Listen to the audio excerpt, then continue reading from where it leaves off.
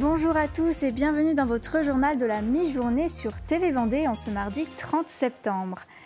Au Sables d'Olonne, Yannick Moreau tourne la page après 17 ans de mandat. C'est son ancien premier adjoint Nicolas Sénéchault qui lui succède.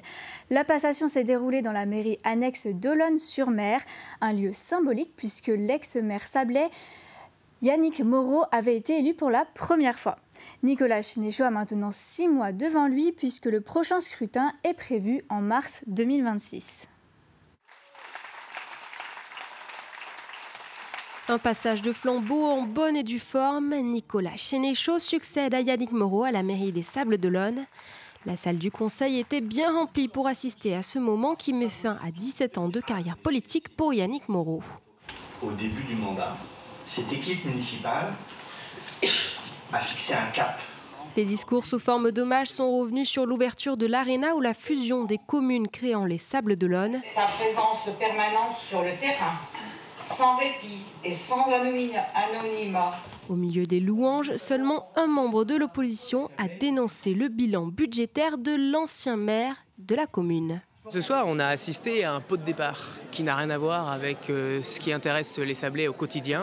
Je l'ai même dit à la fin, nous n'avons toujours pas de budget. Seule la succession compte. Dans un pays qui est en proie au doute, et notamment sur le sujet des finances, nous avons aussi des doutes aussi localement. Et je crois qu'il est important non seulement d'avoir un budget, mais de vite remettre pour le coup de l'ordre dans les finances. Le maire fraîchement élu a désormais 6 mois de campagne jusqu'aux élections municipales pour convaincre l'opposition. Le Sablé compte sur ses 12 ans d'expérience en tant qu'adjoint pour endosser son nouveau rôle à la tête d'une commune de 50 000 habitants. Donc je l'aborde avec sérieux, avec du travail. Je suis quelqu'un qui m'investit beaucoup, qui travaille beaucoup, et donc je veux vraiment que ça soit à la fois le plus neutre et le plus positif pour les Sablais. Donc les 6 mois, l'objectif c'est qu'évidemment cette ville puisse continuer de rayonner, qu'elle puisse être une ville sûre. C'est aussi une spécificité, on a une qualité de vie qui n'est pas comparable forcément à d'autres villes. Donc ça je vais m'y atteler, je m'y attelle déjà depuis janvier et je vais m'y atteler encore plus demain. Nicolas Sénéchault soumettra à nouveau son mandat au vote des électeurs. Ce sera lors du scrutin municipal des 15 et 22 mars 2026. Elle vient d'être inaugurée au cœur de la déchetterie de Fontenay-le-Comte, la Matériothèque. C'est une nouvelle adresse où chacun peut venir déposer des restes de chantier, des matériaux, mais aussi venir récupérer ce dont il a besoin. C'est le SICODEM qui est derrière, le syndicat de collecte des déchets en Sud-Vendée. Le but est simple, diminuer les déchets et offrir aux habitants un nouveau service. Les gens réclamaient beaucoup et il y a toujours du monde qui regarde dans les bennes pour se servir. Et dans les bennes, ils n'ont pas le droit. On n'a pas le droit d'aller dans les bennes, c'est dangereux de toute façon. Donc c'est vrai qu'il y avait une vraie demande. Et ça me permet moi aussi de savoir ce dont ils ont besoin. Parce que moi je fais avec mes idées de bricolage, mais des fois ils me demandent certaines choses et quand je les vois, je les mets dedans et après ils viennent récupérer quoi. Nouveau visage pour le centre-bourg de Mouilleron-Saint-Germain. Après plusieurs années de chantier, la revitalisation a été inaugurée ce vendredi. Pour Valentin Josse, le maire de la ville, c'est l'aboutissement d'un projet commencé en 2018, l'occasion de mettre fin à sa carrière politique avec le sentiment du devoir accompli. C'est un projet qui a duré sur 2 mandats et qui a vu son aboutissement pour un enjeu majeur, revitaliser notre cœur de bourg. Alors après effectivement 17 ans de mandat municipal, dont 12 comme maire, c'est effectivement l'achèvement d'un grand cycle. À la fois un travail collectif où on a eu beaucoup de grands projets structurants. Celui-ci est pour moi le dernier, mais je souhaitais vraiment pouvoir achever celui-là avec l'ensemble de mes équipes et puis aussi les personnels techniques et administratifs. Valentin Josse, qui vit aujourd'hui ses dernières heures de maire, sa démission est effective à demain, 1er octobre. On ouvre à présent une page sport avec l'Open de Vendée. Toute la semaine, les meilleurs joueurs de tennis s'affrontent sur les cours du Vendespace à Mouilleron-le-Captif. La journée d'hier a été rythmée par les premiers matchs. Pour revenir sur les temps forts de cette soirée, j'accueille sur ce plateau Simon Philippot. Bonjour Simon. Bonjour Elise. Donc on revient avec vous sur les premiers matchs du Tour de Vendée qui se sont déroulés hier.